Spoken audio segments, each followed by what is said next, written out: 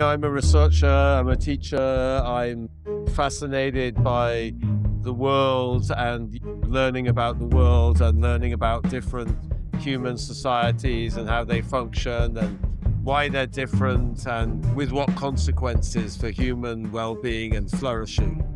That was James Robinson, the 2024 recipient of the Nobel Memorial Prize in Economic Sciences. Welcome to a special episode of the HKUST MBA Superconnector Podcast. I'm your host, Stephen Shih. With the Nobel Prize in Economics scheduled to be announced on October 13th, 2025, I thought it would be fun to share with all of you a conversation that Professor Dean He from HKUST and I had earlier this year with Professor James Robinson from the University of Chicago. In this conversation with James, we hear about the importance of team, the value of cross-disciplinary thinking, and a wonderful example of the Japanese management principle, Genchi Genbutsu, or go and see it. These are all lessons relevant not just for economists, but also for business executives and MBA students. This podcast was originally recorded by Professor He for his Office Hour podcast. Before we get started, I'd like to introduce Professor He. Hi, Dean. Thanks so much for organizing this interview with James Robinson and letting us share this with our listeners. Dean, could you start by telling us a bit about yourself and which courses you teach in our MBA program, your research interests, and about your Office Hour podcast? Sure. Thank you for having me, Steve. Hi, everyone. My name is Dean He, and I'm a faculty member in the Department of Economics. The courses I teach in the MBA programs include two of them. One is Econometrics Thinking for Business Strategists, and the other one is a new course that's called The Business of Happiness. I study the economics of education. Specifically, I examine the return to selective admissions. For example, the effect of attending prestigious graduate schools. Sometimes I call it the economics of prestige in the Hong Kong context. The original goal of my podcast was to interview professors and scholars to translate their research for everyday audiences. Some of the research are fascinating and relevant to many of us, but the complexity of it is a barrier for us. So I hope to have dialogues, questions and answers with the researchers to help us make sense of the science of their research. But as I talk to people from different walks of life and leadership journey, I truly think through talking and communicating with people, I can also connect the dots for business opportunities for all aspiring minds, especially students from our MBA community. Great. Very cool. Listeners, do check out Dean's Office Hour podcast when you have a chance. Dean, I'm very impressed that you were able to line up this interview with James Robinson. Can you share how you did that? Sure. So basically, I emailed James Robinson when I learned that he's coming to Hong Kong. I introduced myself. I told him how I heard of him even before the Nobel Prize Awards, that we as graduate students were assigned readings of his and also his co-authors, several of them. And he's happy to talk with another person who likes to talk and converse. So, I invited you to join us with him. And then so he shared with the two of us during our conversation that we sometimes just have to reach out, break the silo, and it works. After all, we are one community, essentially. Fascinating. It really is true that reaching out and asking to talk with people simply works. This is something that James also talks about in our discussion with him. And let me remind listeners that this was recorded in a cafe at the Island Shangri-La Hotel in Pacific Palace back then. So please excuse the background noise. But for now, let's all enjoy the casual chat we had with Professor Robinson and Professor Shih. Professor Robinson, well, thank you so much once again for joining Steve and I. We are super delighted to talk to you. And congratulations on your most recent big award with your colleagues, Darren and also Simon. Very much deserving, and we are proud of all of you. Now, to begin with, why don't you go ahead and tell us who you are? I'm James. I don't know. I'm a researcher, I'm a teacher, I'm fascinated by the world and learning about the world and learning about different human societies and how they function and why they're different and with what consequences for human well-being and flourishing. Okay, great, awesome. And then I mean, you've been doing this for decades, but is this like, last year's like the news breaking Nobel Prize thing? Was this something like you were anticipating when you really started? I guess no, but I mean, like, No, how has this like changed you? I mean, you started, you mean like 40 years ago? No, I mean, I think when I was a student, I mean, I loved learning. I loved reading books. I loved learning about stuff when I was a kid, and when I was at university in England, in London School of Economics, I really had fun. I found everything so fascinating and interesting. And I was trying to learn everything and understand it. And I just thought, I guess there I sort of glimpsed that there was this kind of life as an academic where basically you just kind of carried on reading books and doing things and thinking. And I thought, gosh, that would be fun. How do I make that happen? Of course, I wouldn't have known really what research was or how you make. So I didn't know. It's not clear how to make it happen, but it was clear like what you had to do next. You had to do a master's degree. You had to do a PhD. So I know, okay, I'll just go down that road and just keep pushing and see what happens, But it took a long time for sort of things to come into focus, I have to say. But, I never really worried too much about the future. I just sort of go for it. You just kind of go for it. Like, I think people shouldn't worry so much about how things are going to work out. Like everyone, it's too easy to give up. You just have to believe in yourself and go for it. That's my sort of philosophy in life. So people ask me about I never thought about my career. When I was a PhD student, I never thought about getting a job. It was like, yeah, at some point you have to get a job. I never strategized. That never influenced what I did research on or how it's interesting or it's not interesting or it's insightful or it's not insightful. Does it help you get a job? I don't know. I'll worry about that later on. So that's always been the way I think about things. It's worked out well, but maybe there's a counterfactual where it didn't work out. But I can only tell you, how it happened. One thing I'd be curious to hear more about is your collaboration with Darren and Simon, and how did that get started? And what, right? It never seems like it's about one person, right? It's always like a team collaboration that's making these breakthroughs. Yeah. I mean, Daron and I met in 1992 when I was on the job market and I gave a job talk at London School of Economics and he was a student. But he was like the star student at the LSE and then he came out to dinner, So he was very animated in my seminar, asking all these questions or whatever. And it was a little irritating. But then we sat next to each other at dinner, and I guess we hit it off at a personal level, meaning we started talking about stuff and we realized we were interested in lots of the same things. And we had a lot of the same intuitions that, in particular, we sort of knew how to do things. Like we knew how to write models and solve models and write papers and whatever, but not really about the big things we were interested in. So we both were reading history and all sorts of things. We were interested in these big comparative questions. Economists didn't study those, but so I think we wanted to kind of we wanted to merge these things, meaning like the methodological tools we knew with these bigger kind of questions that we were passionate about. So I think that took a while to sort of, but you need an entry point. You have to figure out what's a question I can kind of actually make some, progress on or get some traction, So that took, we discussed a lot of ideas and we talked about a lot of things. We wrote different papers and it took a few years to get to the right questions and the right kind of issues, And then Simon came on later because the first things Daron and I started doing were all these theory papers about democracy and dictatorship and political transitions. And so the first book we wrote is Economic Origins of Dictatorship and Democracy. Okay. So those were completely theoretical papers. But then we were generating all these other ideas, which we kind of knew were empirical ideas. But at that point, we really weren't it wasn't in our heads. We weren't, in the right place to start doing empirical things. We were very focused on all this theoretical stuff. And then when we met Simon, then Simon was the sort of data guy. And we immediately realized, great, we can collaborate with him and we can start working on all these other projects, which are really empirical projects and not theoretical projects. So that's how that happened. That was when Simon was at Duke Business School, then he moved to MIT Business School, and Daron met him at a seminar, and that's how that started. Have you guys been doing, I guess, the topics that you're working on right now, and then the writing that you're doing right now, I guess it's just did you come over here like a straight?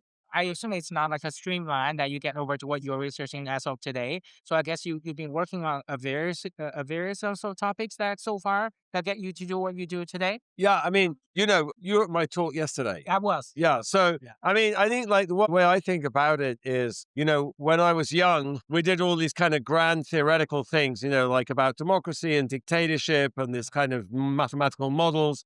We did all this like cross-national empirical work with Simon, these papers that we got the prize for, whatever. But like, I'm like really interested in details, So I like to know about cases and specifics. And so I was just reading history, anthropology, whatever it was. And then I just knew that like I couldn't stay at that level.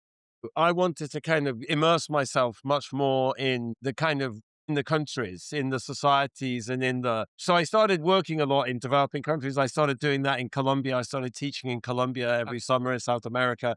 And then I started working in Africa and so they're not interested in that. Daron and Simon, they're not interested in that. They just stay in their office. They kind of stay in their office people. But that's not enough for me. I want to be in Nigeria. I want to be in Congo. I want to be in South Africa. I want to, and I think for me, that's been like life, it's been transformational in the way I've thought about things. I thought about these problems and think about these problems of development. And that, so that's the kind of path I've gone on really in the last, 20 years. I first started working in Africa 25 years ago, kind of in Botswana, 26 years ago. So That's fascinating. that's kind of what I've done for the last while. See yourself as an economic historian at this point as well? I mean, that's kind of like, when I read about the, other folks' work, I was like, yesterday I had this thought. I was like, James is like, you talk a lot of history too. So I was like, Yeah, I'm not sure I would call myself an economic historian because, economic historians are very obsessed with numbers, but you have to interpret the numbers. So I probably spend more time reading anthropology than I do economic history. Like I like anthropologists. I mean, anthropology is not really a social science anymore. It used to be in the 1960s, but there was a real social scientific project in anthropology in the 1960s, at least amongst British social anthropologists. It was killed in the 1970s. But, I think anthropologists were the only people who really kind of engaged with other societies and tried to think about their culture and their institutions from the kind of perspective of the people in those societies. So I try to think like that, basically. Yeah, it really comes through. When I was watching your Nobel lecture, the paths to the periphery. And I think this sense of just really appreciating other cultures. Yeah. So it really came through in terms of that. I see. Good. That's the idea. Yeah. Yes. I'm curious, you described the teamwork or the collaboration with Simon more on the empirical side. You're kind of out in the field, talking, visiting places, around a bit in the office. Any other reflections on the broader experience or networks or things that the three of you brought together to come up with your idea? Yeah, I don't know. I mean, I think like we're all, we all read a lot. I mean, we're very, question driven, like we're not driven by the literature or like, I've never been driven by the literature, and there's a lot of sort of group think in economics. I always find, there's a lot of people saying things about that's not a question economists are interested in, or that's not a dependent variable economists care about. I always find that kind of stuff like deadly and pernicious, honestly. Like, I think it's just, that's not the way to think if you want to be creative or do something original, So, Yep. so we're much more inspired. I think we were much more inspired by like reading books by historians and asking questions about the world. And like most of the work, if you look at the details, it's all driven by questions about society or some puzzle or whatever. It's never driven by any question in the economic literature. I mean, you kind of bring it back to that because, you have to have an audience, so you have to tell people why they should care about this, But I think that's kind of the way we've always thought about it, and I think there's much more scope for being creative if that's your kind of methodology. If you're trying to come up with the next sexy instrument to estimate the return, for human capital, it's pretty difficult to be creative. There's a lot of clever people in that field. There's 1,000 papers already. I've always, but also it's like, for me, it's driven by the fact that I never feel I really understand stuff, like I think like it's just sheer vanity to imagine that we understand these kind of underdevelopment equilibria, I mean, who understands why, when Deng Xiaoping did a couple of things, the growth rate suddenly went to 10% for 50 years. Nobody understands that, So I think like economists pretend to understand stuff a lot, which they don't. And so if you don't understand stuff and you know that economists don't understand it, then you're not going to find the answer by looking at the literature. Like it's not there. Yeah, absolutely. I do a lot of qualitative work. I spend a lot of time talking to people. It's disciplinary, different fields, Very different much ideas. But that's regarded as a complete waste of time by most economists. diving into data only and then see what the data empirically tell us about. Yeah, but what does how do you interpret the data? What does it mean? Like you can tell all sorts of stories with the data. I mean, I could tell I have a lecture I give, which is called "What I Learned Doing Field Work," and mostly it's just about really bad ideas I had. And then you have a bad idea, and when you go and start talking to people, and then you realize, like, oh, that's a really stupid idea. To the point, Steve, you were talking the other day about how much can we believe in data, right? Well, yeah, it's got to be limited, right? It's only so much you can quantify. Data, I know, but I appreciate data, because I hang out with a lot of social science, non-quantitative. When you hang out with the way to appreciate quantitative social science is to hang out with non-quantitative social scientists, because it's just too many words and too complicated and too many concepts and you don't really know what they mean. And you get your head gets, I think like economists, you have to keep things simple. If you want to write down a model, you have to be very clear about mechanisms. If you want to test a hypothesis with data, it kind of forces you to sort of simplify and be clear. And I think that's useful, actually. Yeah. So who are the non-data social scientists in your mind? I mean, are they different categories? I mean, how do you define them then? Like non-data social scientists in your Well, we mentioned like non-data social scientists like you work with or deal with or talk to, other than the data-driven scientists like economists. So I guess well, at least the psychologists and sociologists, they are all, I guess a portion of them are all data-driven. So when we talk about the non-data-driven, some sociologists. I mean, I think the people I talk to most are, and I work with are historians and anthropologists. I work a lot in Nigeria. Fellow of the Institute of African Studies at the University of Nigeria. So there I work with a philosopher, taught a class with a philosopher. I'm working with these two anthropologists. I work with this historian, because they actually know stuff about Nigerian society. So for me, that's fun to work with them. But they're all qualitative scholars. Historians, philosophers are. Yeah. We can see them as non-data social scientists. At some point, I kind of realized it was sort of a revelation to me that there were all these people, outside economics who were asking very similar questions, but they never talked to each other. Thought it was like the weirdest thing of all time. You have people in sociology, you have people in history, you have people in political science. Like I was used to teach at University of California at Berkeley, and I realized, on the same floor as my building, and every different floor, there was a different person in a different department thinking about the same questions of comparative development from a different kind of perspective or with a different sort of methodology, but nobody ever talked to each other. And I thought it was ridiculous.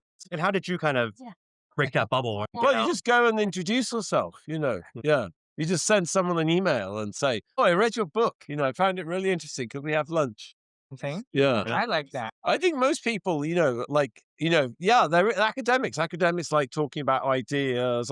I don't find, I mean, sometimes, you have like some kind of political correctness or whatever, or some people are very sort of turf defending, they think you're like encroaching on their turf and whatever. And but I don't think there's that much of that. Yeah. There's a bit of that. It's very idiosyncratic at a personal level. So some people are kind of hostile and non-cooperative, but that's not my general experience. There's some anthropologists at the University of Chicago who I think probably think I'm evil or whatever. It all works out. Whatever that. Is there anything that you think kind of holds other academics out from reaching out to peers in other disciplines? Or I think there is this kind of like, we know everything, like there's this sort of like, there's this kind of like, we know everything and what we do is better than you, like economists, economists think that, they're like the queen of social sciences or whatever, but it turns out everybody thinks like that. Most people think economists are like clueless losers who basically are like third-rate mathematicians who actually don't know anything about the world. they're basically like failed mathematicians who don't know anything about the world. So like if you talk to political scientists or anthropologists or whatever, they just think economists are pathetic because they don't know anything. But economists think that everybody else is pathetic, because they don't know how to solve, dynamic programming problems. So I think everyone is prone to that. I think like economists are often accused of being like that, but actually in my experience, everybody's like that. Everybody thinks their own discipline is the best, and it would be better if everybody was doing exactly what they're doing, so that's obviously a huge impediment to kind of interdisciplinary work or whatever, or sort of learning from other people. And George Stigler, the famous University of Chicago Nobel laureate, was famous. Everyone quotes him for saying the experience of interdisciplinary research always confirms the advantages of the division of labor. I don't agree with that, but anyway. I don't know what that is, whether that's sort of like some kind of basic sort of psychology. Like humans sort themselves into groups, like in group, out group, and like the economy, every academic discipline is like the in group. But I don't think like that. It's fascinating. It's for their MBA students, right? There's the marketing students, the finance students, and we're always trying to get them to look across and understand the others and be curious and just get out there and talk to other people. Yeah. I think there's a huge, like my experience also, it's kind of paradoxical, in the sense that, in economics, like you can get a lot of mileage out of borrowing ideas from other fields. And as long, think about all this stuff in behavioral economics, as long as you can kind of package things in a way that economists can relate to, then people sort of admire the creativity, even though they don't do it themselves. If you do it, you can get it published in top journals and, so why aren't more people doing it? I don't know. Speaking of published in top journals, I guess that takes what? That takes like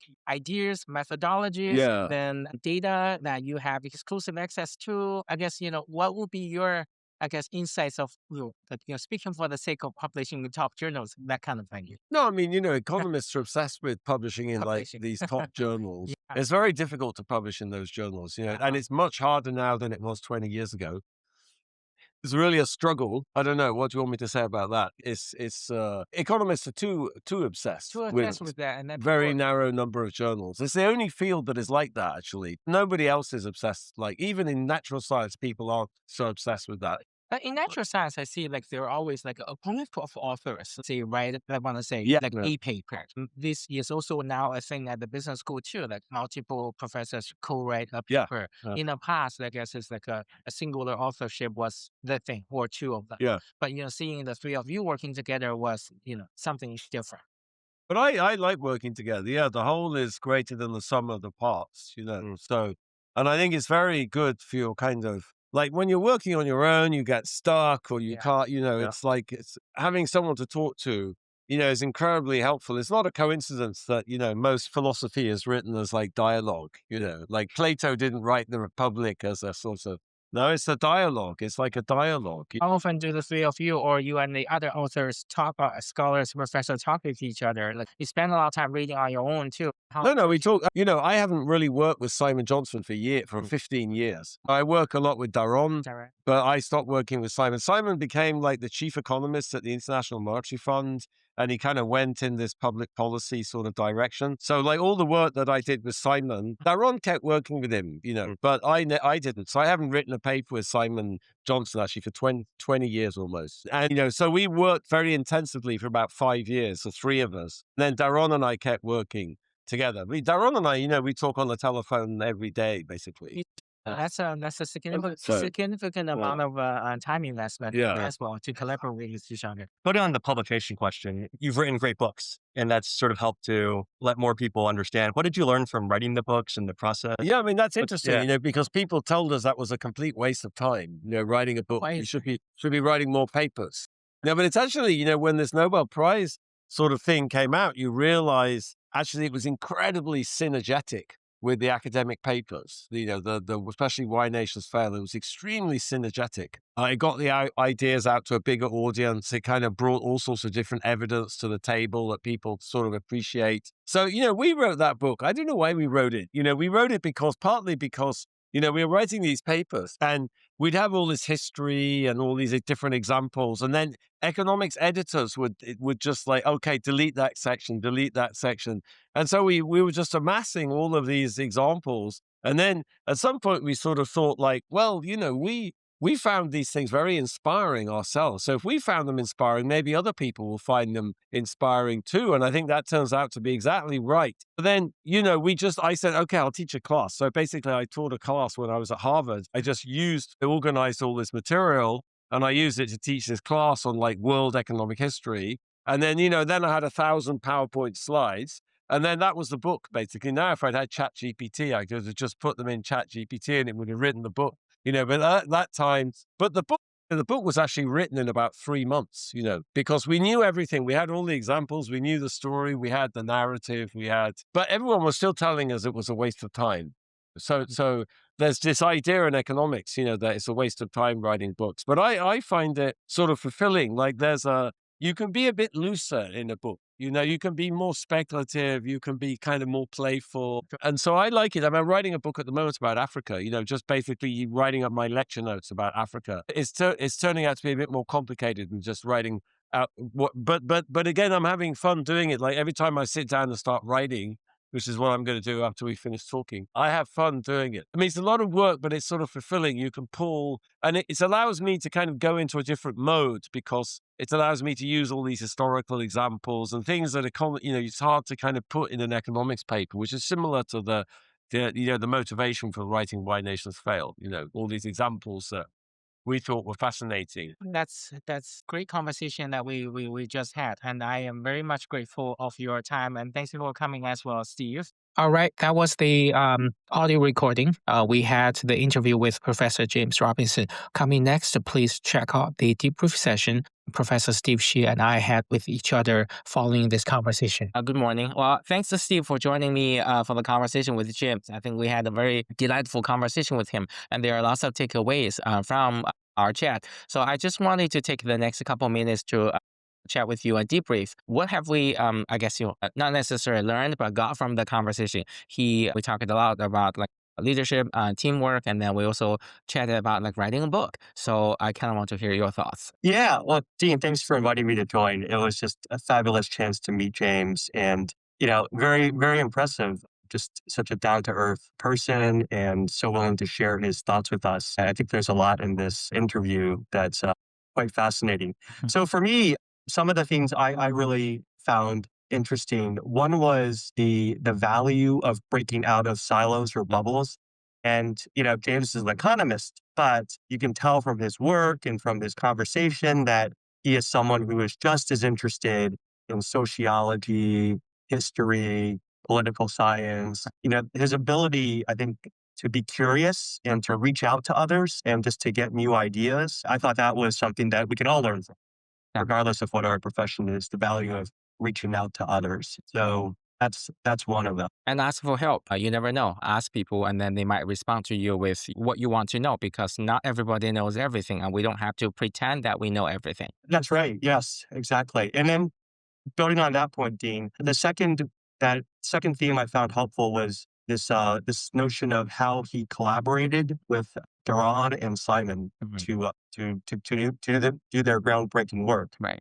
And just understanding the complementary skill sets in this team. James, as he describes himself as being the person who's just out in the field in Africa, talking to people, exploring his curiosity, bringing Simon in to be someone who really understood the quantitative side, the data side of this. And then Duran, I found interesting where, in addition to all of his contributions on the intellectual front, the way James described Duran as being someone who really understood how to find an audience for the work, or how to, in a sense, market this to other economists, or to market it to other people that would be interested in it.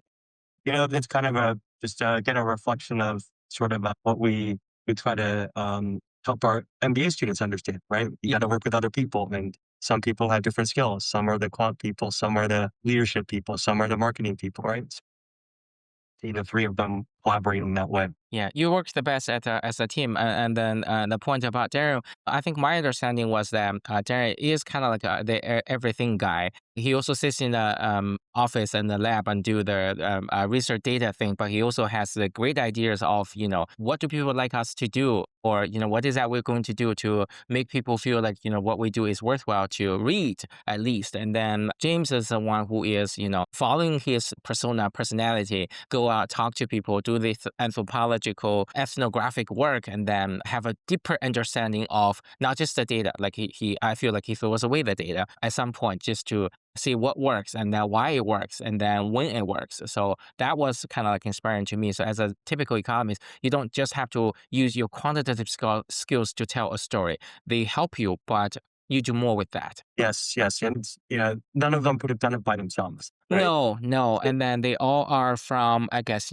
different, not different disciplines, but same discipline, but very different focus points in the same discipline of economics and then leadership in general, I want to say. Yeah, that's my impression. Yeah. Yeah. So that was that. So, but he was also quite transparent and also funny with when we asked him about the phenomenon books that he had written in the past several decades or so, and that he was like, it's definitely not a waste of time, but some people think a waste of time. Yeah, I found his sharing on the idea of writing books really interesting, both the way it allows him to explore ideas and reach a wider audience, right, to have a bigger impact. And also, his thoughts on just the value of reading books. You and I are both big readers, and, it's interesting to hear how he also, just his thoughts on the value of it and the value of reading widely. Yeah. And just exploring, different worlds through books. And then you can read really quick, and then you can read not. I don't believe I remember him saying read really slow, but he said you can read really quick within a day or half a day for a book. Flick through it, but you still get the most out of that. Like he said, how briefly. So yeah, and also writing a book. It seems to me like you just have to be preparing to write a book. If you ever are going to be writing a book, it doesn't take that long to write a book. Like Why Nations Fail, I think he said they basically did the book within, did he say a month or a couple months or something? Yeah, I think he had developed a course that he taught, and then he was able to convert that course into the book. Yeah. So everybody, I guess, if you prepare on an everyday basis, and then you'll be ready at some point to pull out your own book of something within certain amount of time period, I guess. Well, that's a wrap. Thank you everyone for tuning in. I hope you had fun at office hours. I plan to do more of these talks with faculties, scholars, professionals, and also entrepreneurs from all walks of life to hear about their doings and also find stories. I have a line of exciting speakers joining me in the next couple weeks and months, so I welcome you to come back and check out the future episodes. Once again, thank you for tuning in, and bye for now. Thanks for listening. If you are interested in similar conversations, please follow Professor Shih's Office Hour podcast on YouTube. And if you haven't subscribed to our HKUST MBA Superconnector podcast yet, please do follow us on YouTube, Spotify, or Apple Podcasts.